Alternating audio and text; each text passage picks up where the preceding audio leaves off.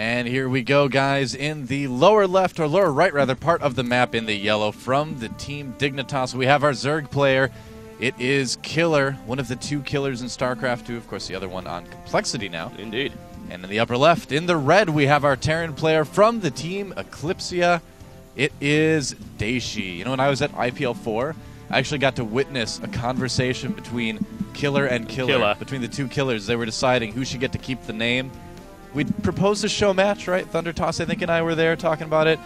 Didn't quite get scheduled, so for now they'll get to both keep it. But yeah. I think we got to see that sometime. As much as I love Killer from Dignitas, I have a feeling the Complexity Killer might have had that one. He's been a bit of a crazy person lately. He's always been a bit of a crazy person. I did actually have Sangreal with him after Gamescom, as it happens. He does know a little bit of English. If he says otherwise, he's lying to you. Just bear that in mind. So I'm interested to see how this one goes down between Dignitas Killer and Eclypsia's d.KilleR, which actually is the name of a mech from BattleTech. Oh, that's where it's from. You're right. Yeah, it's not actually spelled the same way, so maybe he's not actually referring to that. But yeah, the d.KilleR mech was a 100-tonner clan mech, if I recall correctly. Yep, I'm pretty sure I'm right on that one. This is like bringing back crazy memories right now. I used to play, a lot of Mech Warriors stuff, and then that reminds me of the BattleTech card game that they used to have. This is all leading up to my logical transition to esports casting for Mech Warrior Online, which has just actually entered closed beta, and I wish I was allowed to play. It's like they're saying, no press, NDA'd. Like, but please, I'll revoke my press license. I won't be pressed for this, I promise. Indeed, let me in. Oh, well, never mind. We've got to see a hatchery first out here, which is completely logical from Killer. Opened a patch first up against the Terran player, and your standard run-of-the-mill Warlock. Currently gasless here for Killer. We'll see if he decides to stay on that and go for that economically focused build. I've got to ask, though, what do you think of Ohana thus far? You know what? I actually really like this map. I think it's a great map that kind of promotes 3-base versus 3-base play, which I feel like is kind of the sweet spot in StarCraft 2 right now. I feel like that's the number of bases that when both races get to that point, they can really kind of start showing the good strategies that we see from a lot of players. Obviously, if you're Zerg, you want to be one base ahead in every matchup. But overall, Ohana's a great map, especially in ZVP. I love watching ZVP on Ohana, and I think it's quite good in ZVT as well. I think this is a map that's actually going to stay around the scene for quite a while, honestly. Yeah, it's always good to see that we're finally getting the map pool actually nailed down. We've got maps like Metropolis coming in, which are proven to be fairly popular, and we are getting rid of some of those terrible, terrible maps that you like to put in your YELD map tournaments. Oh, man. Just to remind people why they're so bad. That tournament was so much fun. You know, so painful for the players, but so much fun for everyone else. So as far as I'm concerned, if a player signs up for that, they know what they're getting themselves into. Oh, I think it was DeMuslim who actually told me he wanted the tournament to be round robin because he wanted to play against more people on the map. So, yeah, I mean, the people that got it, had a lot of fun with it. QXC, of course, had a ton of fun with it. And so, yeah, just in general, hopefully something that we can bring back. We'll see. Depends on the fans, Aside from that, really standard opening from both players, honestly. Very, very passive, no mucking about thus far. We do see the factory going down here. The question is, are we going to actually see... That's interesting. That doesn't look like Reactor Hellion to me. And 2 barracks. Yeah, I'm intrigued. Oh, the Reactor's going to that. It could be. You just could have put it in a really odd place. So, yeah. As I was pointing out to Kevin earlier...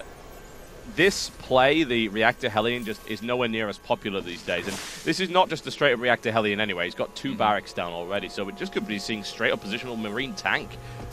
It certainly could be. The thing I kind of wonder about, it's a little bit odd. He's making a lot of Marines, but he's not looking like he wants to switch these two and go something like Marine Marauder. He would have started Marauder production already if he would have been doing something like that. So it could just be Marine Hellion, I suppose. But yeah, I think the idea that you've got where it's going to end up being Marine tank is probably what we're going to see. It looks like it's going to be maybe some Marine Hellion or just kind of Marine with really fast medevac aggression as well. Yeah, there's nothing necessarily wrong with that. You could go for the Marine Marine Marauder drop just nice and early on. Yeah. And since he's not putting anything on the factory whatsoever, it looks like that we will see that. It's either that or some just weird, funky Banshee timing. I don't see any reason to actually put that in at this stage. Looks like it's a reactor going down the factory, so probably going to be medevacs. Nice fast drop play. Yeah, it seems like a lot of Terran players, especially in Korea, and it's kind of leaked over to the foreign scene as well quite a bit, to kind of stay really, really heavy on Marines and medevacs for a good portion of the game and then move into tank production with like an extra factory a little bit later in the mid-game.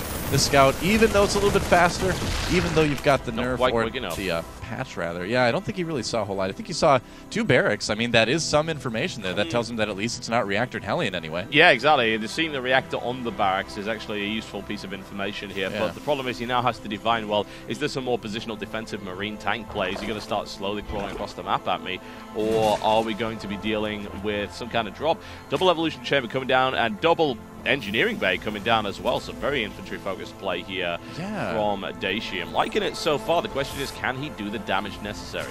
That's the big question here, because he's kind of putting a lot into this drop. This is going to be a really big, dangerous drop. Stim is going to be done at a great timing. This is a really nice, tight build from d.KilleR, but yeah, like you said, I mean, will it end up working? Now he does see the roaches coming across the map, so how will he respond to this? He's probably still going to go through with the drop, but we'll see. Oh, this could be actually like a pretty big anti-timing for KilleR if he decides to actually move out a little bit more on the map with some of the units. And he's not even actually making units right now. He's making only drones.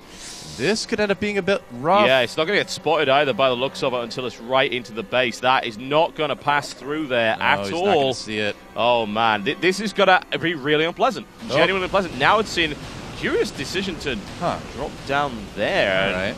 Scout Overlord. Wow, that was an error. Oh, what that actually is going to maybe give KilleR the chance to get back here. He obviously screwed up his micro a little bit there. Maybe just pressed the wrong button. Dropped outside of the base, which was not intended. Now this is going to be delayed. Still going to be very, very dangerous, though. So let's see how it does. And as we're well aware, Marine trades so well with roaches when there are medevacs on the field, as long as they actually have energy. But they don't have combat shields. Yeah, they don't have combat shields yet. This was a stim-only timing. The roaches now just popping out with a lot of lings. But yeah, a lot of damage being done by d.KilleR early on. KilleR actually making a big mistake to not see this. He just didn't have his overlords in position. So even with that mistake from d.KilleR, he still was able to do a decent amount of damage. So let's take a look at the drones killed. Not too bad in that regard, but did waste quite a bit of mining time. Killed off Queen or two, so he's missing a lot of injects, which at least is going to make that army quite a lot smaller here. Queens, a couple roaches, still some decent damage done for the minimal losses he took all in all. Yeah, it wasn't too bad for him. And he's going to continue to harass here as well while he's got the opportunity to pick up 4 more drones. Why not? Just let the Marines get murdered. That's okay too. And he's also going to use this drop to try and prevent just a little bit of creep spread here. Not working out so well for him. But I also like the addition of the Viking. I like it when Terran players throw the Viking in, because really it doesn't take too much to do that. And the amount of scouting information you can deny your opponent, the amount of map awareness you can deny just by having one Viking is huge. Oh, yeah, absolutely. I mean, it's always worth it. Like you said, good Zerg players will have overlords in very specific places.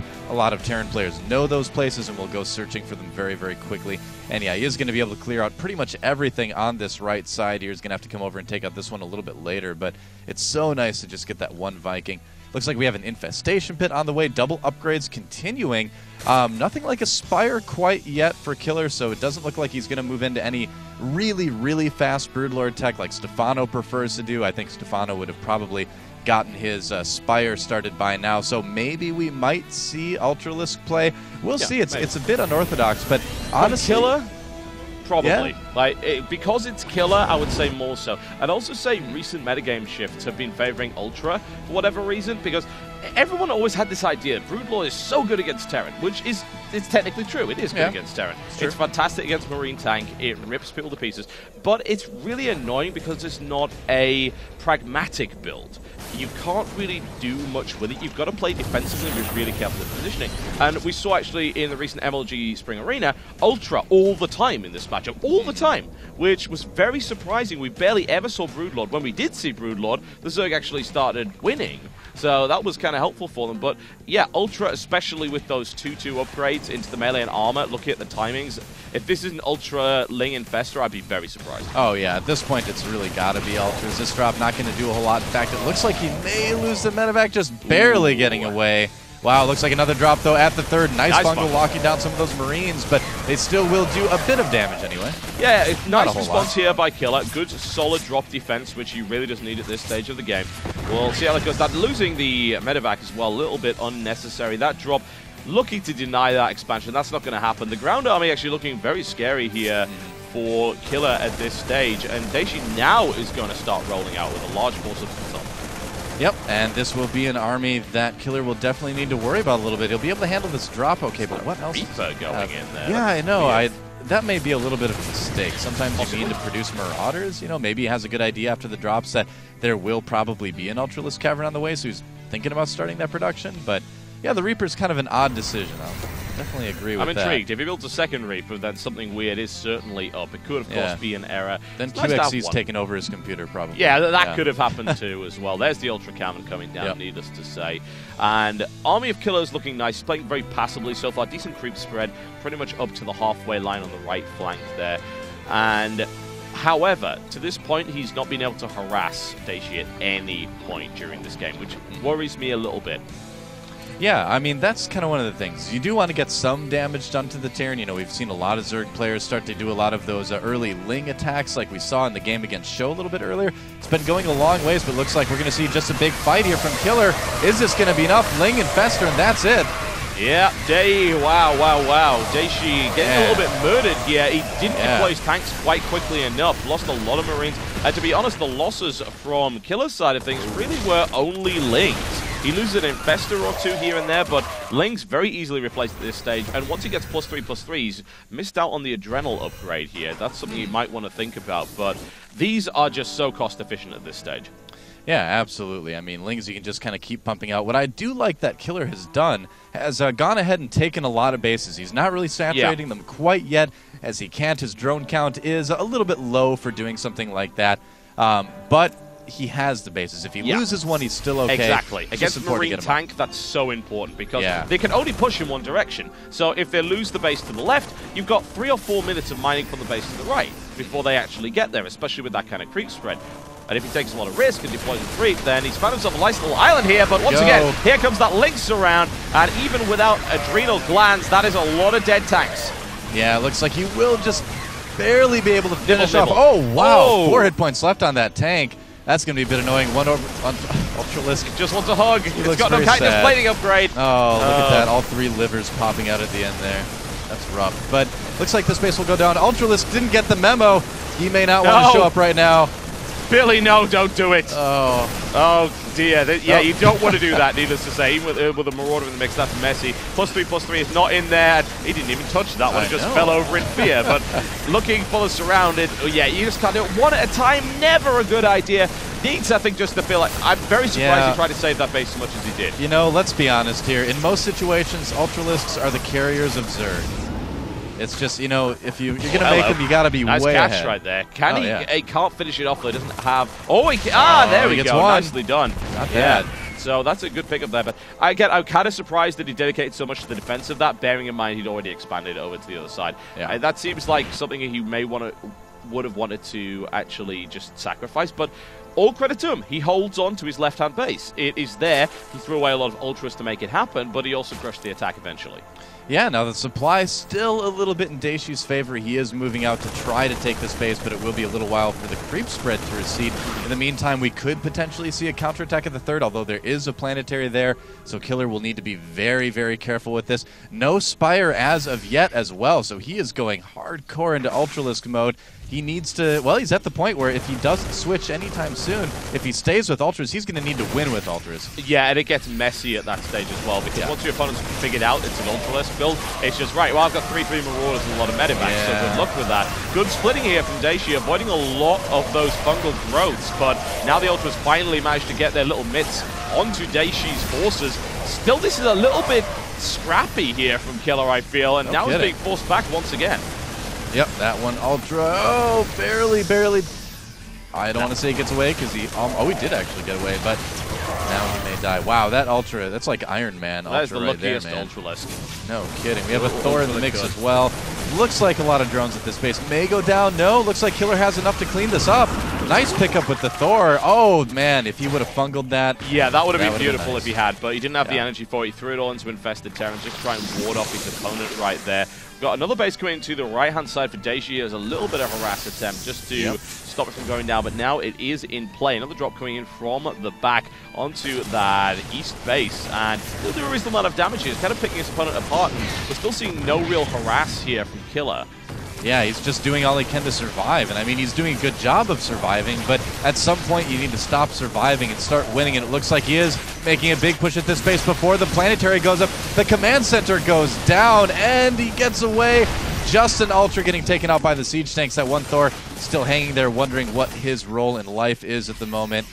But we'll have to see if he comes to play a little bit later. I invited that Thor to a party, but unfortunately all my friends told him he was a bit of a square. Oh. Da-da-da-da-da. And that's all, folks. That's just the end of Team Arena. Whatever the case, KilleR is holding on to this quite nicely at the moment, I feel. He has lost a lot. He's lost a lot of workers. He's replaced them pretty well. I'm just concerned that D.KilleR will start to roll over this. Usually what happens here is you get a transition, because once the Marauder count gets really high, horrible things happen. But you know what else happens horribly? Is when you get eaten by fungals like that. And there are so many Ultralisks on the field right now. That's significant damage. The line has been broken. Infested Terrans are having fun times underneath those medevacs. That was a fantastic engagement there. And D.KilleR did not split up adequately to avoid those fungals. Man, just unbelievable kind of attacks with these Ultras here. I mean, this is just not something you see happen very often in ZVT. Usually the Ultras are dying much quicker. There are 3 at low health. Looks like 2 will go down. The 3rd may go down as well. But I think a big key in this game has been the fact that D.KilleR has not really been able to deny a whole lot of bases for KilleR. He's just not been able to stop. Yeah, exactly. The gas is just absurd. He can replenish these Ultras. Usually you want to see the Broodlord transition at this stage, but I think he is dedicating to Ultras, and there's not enough Marauders coming out, I feel like. He's building 3 at a time, which I don't think is really enough at this stage. There's just...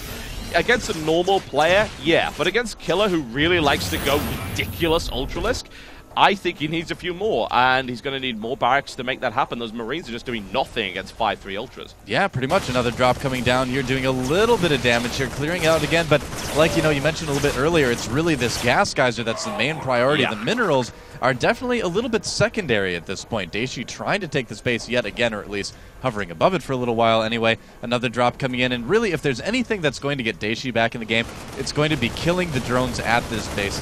Using up more larva that KilleR could have been using, Ultras, things like that. Yeah, he gets it. He's focusing a little bit on there, now just trying to kill some drones here and there, and killing the extractor, and also focusing on the drones which are mining gas. That he does need to deny that, because the Ultralisk count is really getting out of control at this stage. I just don't feel that killing drones is really important now. He's got so many minerals and so many bases. Drones, not a big deal. Wonderful fungal growth right there. Oh, that is absolutely fantastic play. And here we go once again. The Ultras pushing their way in. D.KilleR not quite able to micro out of the way of that. Planetary Fortress was cancelled there, and, well, fun times. Yeah, looks like this medevac running away with no units inside of it. That's good for our Zerg player. And another command center goes down. The mule's not doing any good at all. This 4th base has not lasted longer than like 2 minutes maybe for our Terran player, and that is becoming a real big problem. If we look at the income, okay, so never mind, there's mules in the game. But if we look at the number of bases instead... he's almost mined out. He's oversaturated. His natural's already mined out, I would have to assume, at this stage. So the strategy of KilleR is to continually deny the 4th, so you can never get that critical mass of Marauders. And you'll see he's just not building a lot of units at the moment, and it's a bit... I wouldn't even say it's inefficient, actually, from KilleR here. He's trading really nicely with these Ultralisks. Yeah, honestly, this has been one of the best Ultralisk ZVTs I've seen in a long time. I mean, KilleR's a player that I haven't really seen a ton of games of, but if this is how he plays Ultras every game, I mean, he could be changing people's opinions about the unit pretty quick.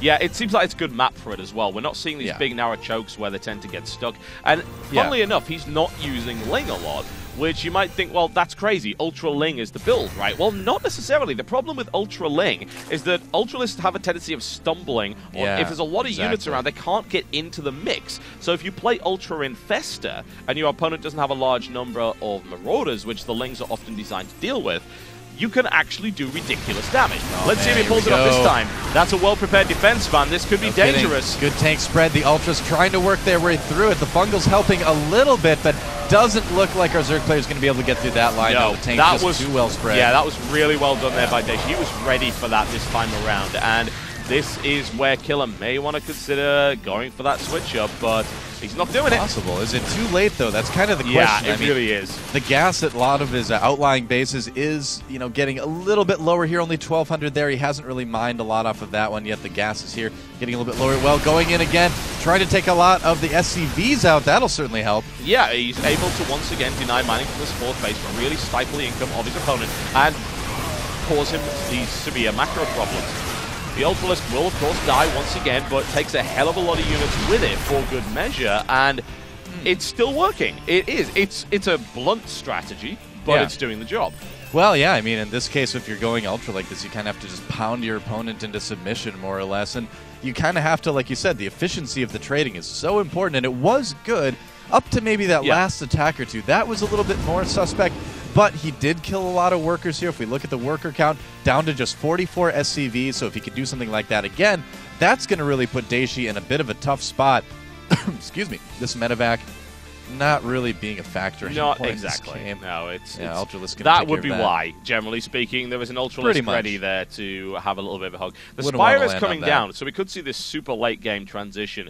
It's good to have it anyway, I suppose, at this stage, because it's a really slow building. That's a terrible, terrible sentence. And that's the English language for you. Man. Yeah, it's an incredibly clumsy language, isn't it? But whatever the case, nice little burrow there, but the scam force can try and take out those investors. I wouldn't want to fight that. That seems terrible. But whatever the case, having the Spire up is important. It gives him the option to transition if he wants to. Well, it's kind of the big question about what we talked about later. Is it too late to make that Broodlord transition? Because now by going for this, yeah, it's more or less necessary, but when you go for this transition, about the time when you make those Corruptors, you're very, very vulnerable. You can see, we're probably going to see our Zerg player here, kkilleR, be a little bit more passive. He doesn't want to risk losing any more Ultras, because if he does, then tries to make that Broodlord transition, he becomes very, very vulnerable, and d.KilleR knows that. d.KilleR knows if he gets a glimpse at the Spire, he's going to know exactly what he's going to need to look out for. A Greater Spire on the way now. I'm trying to find exactly where that is. It's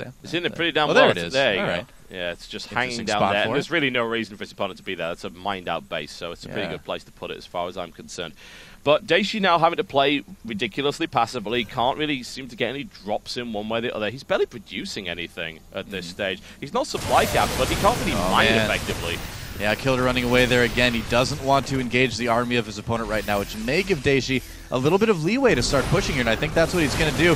kkilleR coming in now, but is this going to work? Nice Fungals, but are the Ultras going to get enough surface area? Can he do it? I think on a map like this, maybe he can. I think he can, if I'm totally honest. And now overrunning his opponent. Quick pickup right there. So many Ultralisks. A quick bit of drop micro is not going to help you now, d.KilleR. No! Oh! Square Thor, why? I could have taught you to be less socially awkward. G! Dot. Is that a G? No, that's a dot. I guess. Dot. It's close enough. He's like, how is this happening? Ultralisks, this shouldn't. No! He was worried about base. Square the Thor as well, yeah. We're unable to micro on this serve. Well, I don't think that's a good excuse. It doesn't take a lot of micro to right-click a medevac away from where the infestors are. Well, we'll say that. But anyway, I mean, it's just the thing. And the thing, I'm not talking about the things the Nexus is looking for. I'm talking about the thing in which kkilleR really, really makes a lot of good positional decisions. I mean, he picked a great strategy for this map. There's the GG. I guess that is going to be it. And d.KilleR GG. So Dignitas winning the next game. Where is that button? There it is. Dignitas wins the game. Nicely done there by kkilleR. Really, very, very slow Ultralisk brutality.